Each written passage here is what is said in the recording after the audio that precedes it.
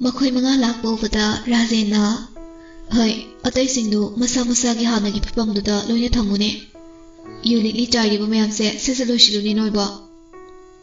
Police अमना फनी sir रोजर होइसु याउना सिटनाना लोइसिलमले हानगी पुलिस सिंधु मसा मसागी फमफमदा फमलगा थमले रोजर होइसु मागी मफमदा जंगनाख्रे राजेना बाबुंगी सला अखोय अमुक चलगेको रोजर मपी राचेलई होय बाबू रोसन्ना अचौबा रोकी सुकप्पी बाबा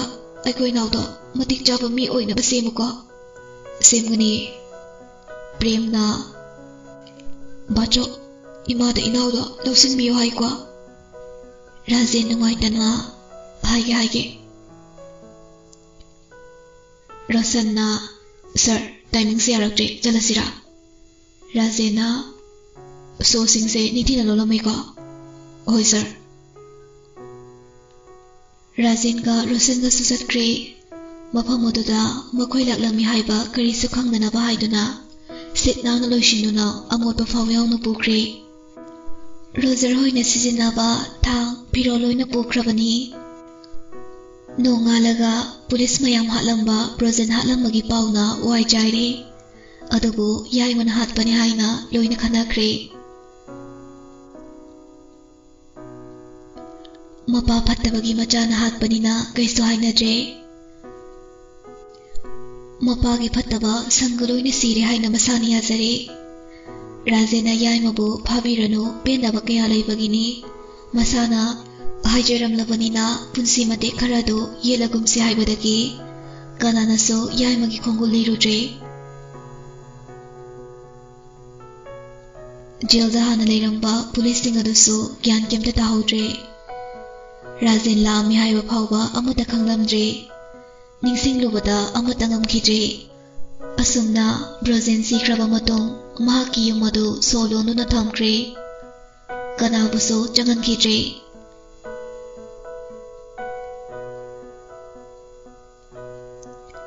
नोंमदगिनी हौखिबना अबेम कैलेंडर दुदा नुंगती नुमिचागी मसिंगी सिंजै था हिंदोलकले अदुबु महाक था भागगी चत्रे था हिंदोलकले अदुबु महाक था भागगी फावो चत्रे सुनीताना हाइरबसु यात्रे नोंमु नुमिदांग वाइरमनी नुंगतीगी मयामगी कादा लेजरिबा जेकोबदु थवाय ओइरबसु कैनोमा फावरई जेकोब मचिन्दा कैनो आई खोंगाय चख्रगे हइस इमा जेकोब काना लाउजै मखोंदगी तपना तपना थवाय अदु मतोमतोना उबा फावो ngमलक्त्रे मखोल थोकलंबदुसु फाजिनख्रे याम वाना थवाय दु खांगजै मकोक योरकपदा ज्ञान मांग्रे जेकोब की थवाय दु पुला मफमदुदगी मांग्रे किचन दा चाक थोंलंबा बेमदो ओनिंगबा फावरई सुनीता पाखतना इबेमा अबेमना इमा अदो हाइरगा अमुकसु ओगी तवी मचिंदो मेलगा महाकी का तमना चेनख्रे इमागी बेमा सुनीतासु प्रप्रप का खलई इबेमा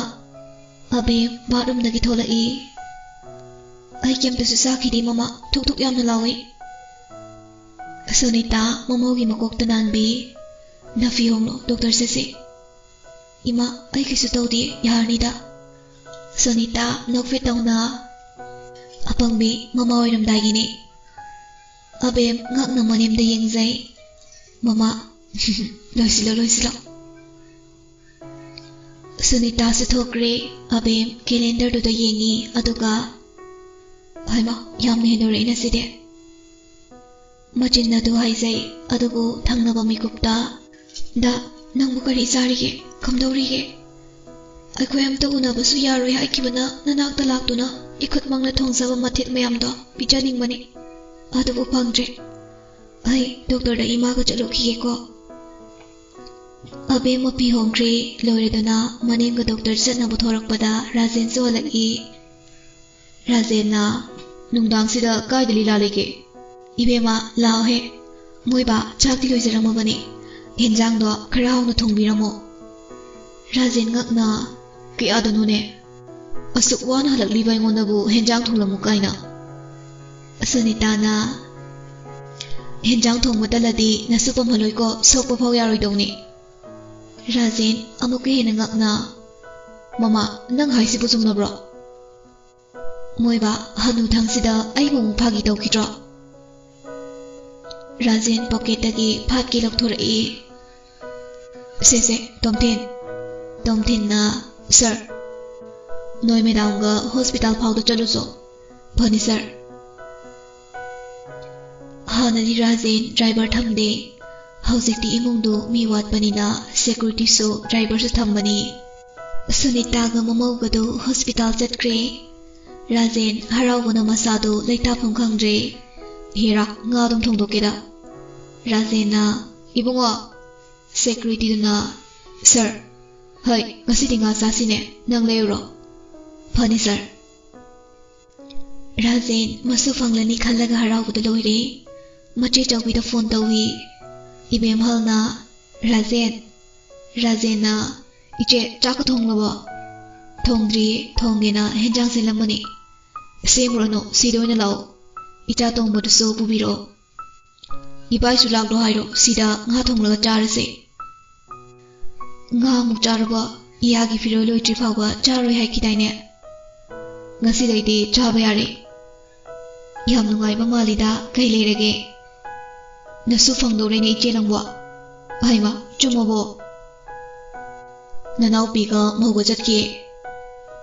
yama khilang khinuko pauda chumlakanda hairo as aikoi chegi bedhat pisa thaina gise handrine hojipa mama una bachalamdaida ichena nong juro aduga nupi cheluna lawrakpudo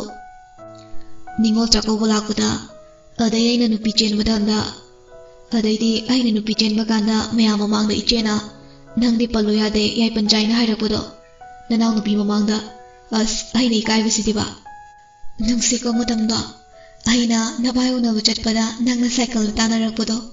iche horen basauda haidokena adai su pakhatana dum cheledana Aina nupau na bachat pati sawi aduga ikoi dana nang sudum nupi cheledana es iche jawbina chahi ki chakau budu ni chelido chahi ama kinai dude ai budi phare nang nupi chen madudi lekai da wari nai ne madam nane Rajen na madam nane chahi tra tung sure kaino ya to na leiding ai da class 7 karakpada nupi ki chithi yawramena nang na phudoi ki tanabado na jada di warak liba Nasana thaina ngawrakpodudine loina kawramani ihe yarigi dorake hone mapudagisu mapadagisune sathina ngawba sana ngawba mhangjaro senabadi ichesu yawba tare dudi hairi banang nasadu suniko aingane nakoko tumbireido ho kauzadi Rosanna nachinopa thaina ki kahani myam putholaga leirabo ibem halna Isu phangdore harauba phongdokdine kandese nga charuse pot haubu leirukigeda moiba noi nupa ki hongnabi moi thokpa yadabi yu hekta thakbido torokonuko I haigalagani ngasi Rosanna yam kuire ko thakjise thaktradi sungyam hik yadraboba haigumna naiche thaktoba kuire ngasi de khra thake ama ngangnaba ngamjingaida ama mu yapsilaba ho tho nabuksinda pokai ge tho ngale chakrabani ko iche sisalo hola gilage matai manaudo Rajen hoida lakle ibem halna nga thongna basem sakre Rajen phone do mulok thoklaga ibo halda tahui ibo halna ibai isen itai lex buloi bro leye Achoba Babung Rajen phone tawreine Alex lae phone do pairaga Babung chakto sida charge lawloko pau nungaiba maso khanglaro hoi Babung nacha lakjarage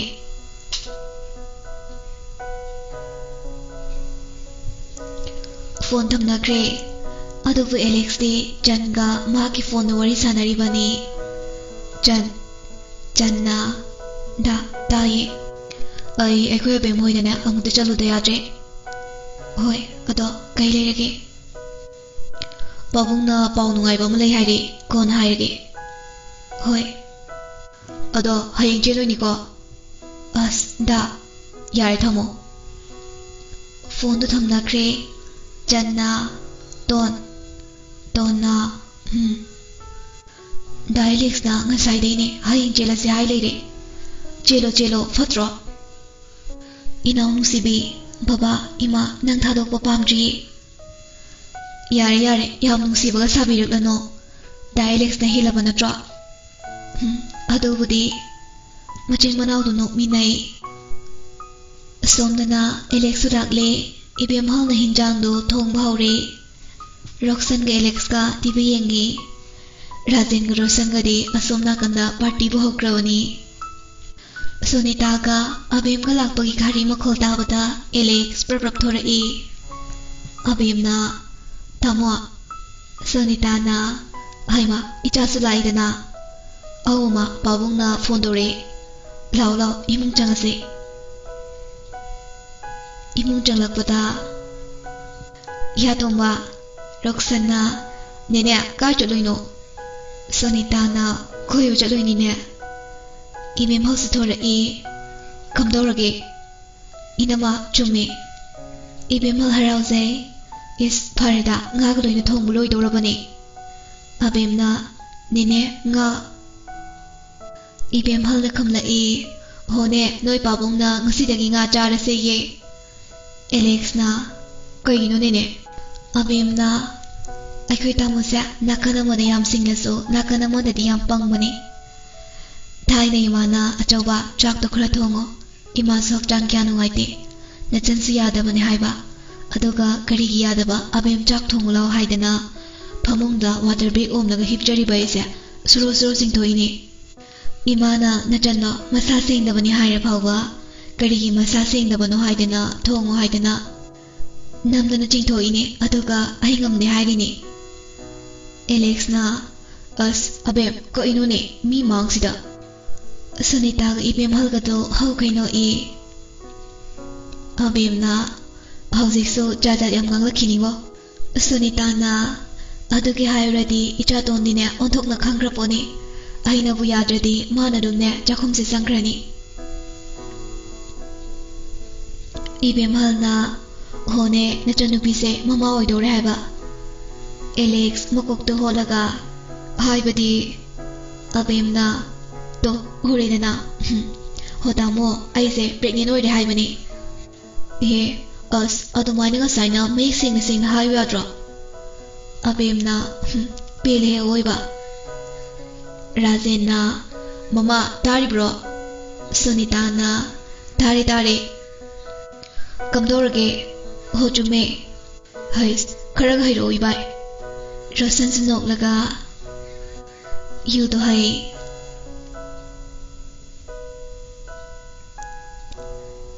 मयामदो हरावना पुना चाक जामिनाई लोइरगे एलेक्सो हनख्रे पाउदो ममादा तंबदा हरावना लोइरे इबेमल होइसो हनख्रे अबेमसो मागी कादा पोथाबा लाक्ले calendar अमुक येंगी अदगी mirror ममांगदुदा दाना नुसिना पिरंबा खुदोसे ददादी उबा फंगिरोइको इचाना चाउरलगा ममाने करी पाखुम पीगनी ngasiga tharga thani phadoba numit mari khakta ngaire aduba ai dada bungai kini ai kemta chaloi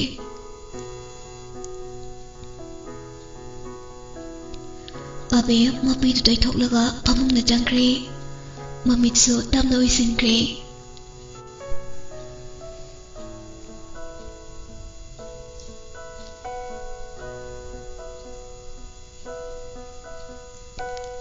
chahi trangagi matungni Rocky, Lee, Eric, Alex masana na karanida makhoi ani ni tonglaga lai Chana thaknabasu yawi lakliba mafamdu yawarduna makhoi marida kumtharai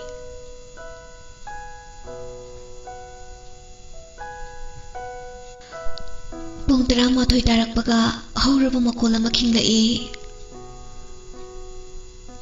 ꯆꯥꯎꯔꯕ get ꯑꯗꯨ ꯃꯄꯥꯟꯗ ꯂꯩꯕ police ꯑꯃꯅ ꯍꯥꯡꯗꯣꯔꯛꯏ꯫